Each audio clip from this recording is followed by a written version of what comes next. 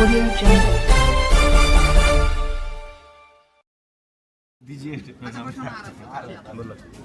नमस्कार, आप देख रहे हैं प्रभात मंत्र। इस समय मैं हूं धरना स्थल पर। आज 28वां दिन है। कल जेल भरो आंदोलन पर यहां विचार गोष्ठी चल रही थी, तो आज हमारी टीम यहां पर आई है जानने के लिए कि आखिर जेल भरो आंदोलन में कल क्या क्या रणनीति होगी और कितनों की गिरफ्तारी होगी और कितने लोग अब तक यहां पर मौजूद हैं, और क्या इनको आशा है कि कल अगर जेल भरो आंदोलन करते हैं तो उसमें इनको कोई रास्ता दिखेगा या नहीं दिखेगा। इस पर कई सवाल हैं जो हम चर्चा करेंगे। अभी हमारे साथ जो बने हुए हैं हम बात करते हैं। जी, सबसे पहले तो आपका स्वागत है प्रभात मंत्र में। और सर, आप अपना परिचय दें। अश्विनी कुमार मिश्र, प्रदेश उप सचिव, झारखंड।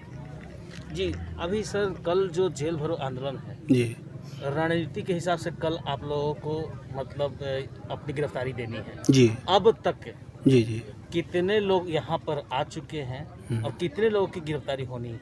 करीब 7 से 8 हज़ार जवान, जिसमें पुरुष और महिलाएं दोनों शामिल हैं, और अभी हमारे धरना स्थल पर पहुंच चुके हैं या पूर्व से हैं, और सुबह तक इसकी संख्या लगभग समथिंग 12,500-13 हज़ार के आसपास रहेगी, कम से कम। क्या होगा फिर आगे का रणनीति है? कल जब आप देंगे, गिरफ्तारी के बाद क्या लगता है कि कुछ रास्ता सामने आएगा? और कौन कौन सपोर्ट कर रहे हैं कल की गिरफ्तारी में आपको? कल के गिरफ्तारी में विशेष करके जो अभी हमारे महासचिव और प्रदेश सचिव कामेश्वर पंडित जी से अभी भी दूरभाष पे वार्ता हुई।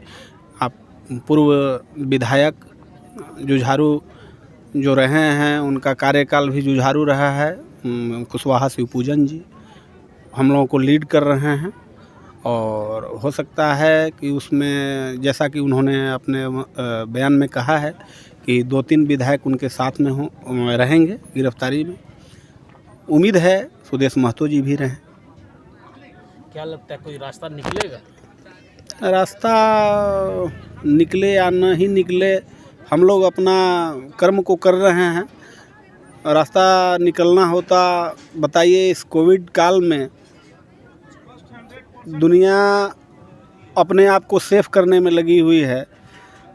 पिछले बार भी कोविड संक्रमण काल में जो भारत सरकार के मुख्य सचिव के द्वारा जो गाइडलाइन जारी किया गया था, उसकी धज्जी उड़ाते हुए कुछ एक जिलाओं में हमारे जवान को उस कोविड संक्रमण काल में भी घर से बेघर, यानी कि जो जहां उनकी प्रतिनियुक्ति थी वहां से उनको हटाने का कार्य इस सरकार ने किया है।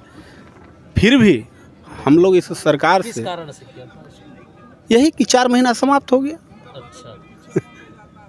जबकि उन स्पष्ट निर्देश था कि जो जहां है वहीं रहे, उसका भत्ता या वेतन काटा नहीं जाएगा, आप सबों को पता है। लेकिन दुर्भाग्य के साथ कहना पड़ रहा है कि कोविड काल में भी हमारे जवानों को कोई देखने वाला नहीं है। इससे तो अच्छा SIS का जवान है जो प्राइवेट सिक्योरिटी बोलते हैं, उसके पास एक ID नंबर होता है जो अपने सुविधानुसार भारत के किसी भी राज्य में कहीं पर भी जाकर के जहां वो संस्था है वहां उस ID को देकर और अपना ड्यूटी जो है प्राप्त करता है। लेकिन हमारे पास न कोई ID है, न कोई सर्टिफिकेट है, और न ही कोई हम लोग को नोटिस करने वाला है।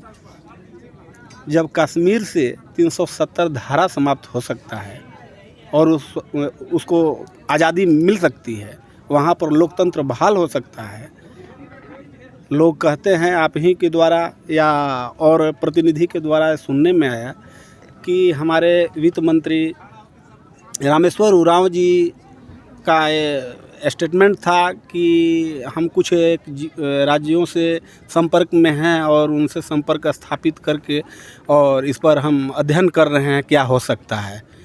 श्रीमान से हम विनम्रतापूर्वक कहना चाह रहे हैं कि बगल पड़ोसी राज्य जो हमारा बड़ा भाई है बिहार राज्य, नीतीश जी कहाँ के राज्य का अध्ययन करके उन्होंने किया।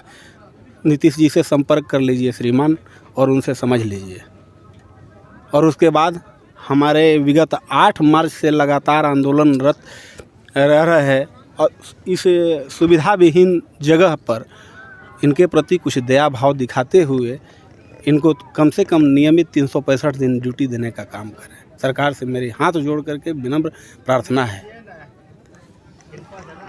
जैसा कि कल तो जो गिरफ्तारी होगी उसका कोई समय सारणी भी आप लोगों ने निर्धारित किया है या फिर सुबह में ही मतलब आप लोग स्टार्ट कर देंगे अपने?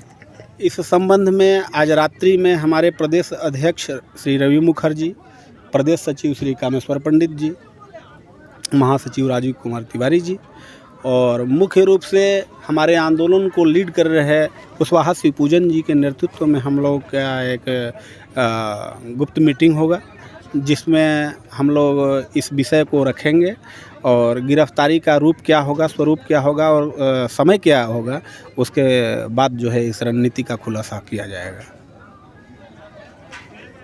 तो ये थे हमारे साथ मिश्रा जी जिन्होंने बतलाया है कि कल गिरफ्तारी होगी लेकिन किस तरह से होगी उसकी एक मीटिंग होगी, चर्चा होगी। जो महासचिव, प्रदेश महासचिव रहेंगे, सचिव रहेंगे, अध्यक्ष रहेंगे, उनकी मीटिंग होने के बाद ही ये बताया जा सकता है कि क्या होगा। इसके अलावा इन्होंने जो बतलाया कि जिस समय कोरोना काल था और कोरोना काल में किसी को हटाना नहीं था ड्यूटी में, किसी जवान को ये नहीं करना था, उसके बावजूद भी उन्हें हटाया गया और जो मापदंड में सैलरी जो बनाई गई थी, जो वेतनमान बनाया गया था, उसे भी काटा गया। ये भी इन्होंने खेद व्यक्त किया है। तो अब देखना ये होगा कि आने वाले दिनों में या कल भी बहुत सारी चीज़ें होने वाली है, तो क्या राजनीतिक भौगोलिक के यहाँ पर चेंजिंग होगी, झारखंड में कल क्या उथल पुथल होने वाला है, कल क्या होमगार्ड करने वाले हैं, इसके लिए हम फिर से आपको बहुत जल्द रूबरू करवाएंगे। कैमरामैन सुनील के साथ रुपेश कुमार, प्रभात मंत्र।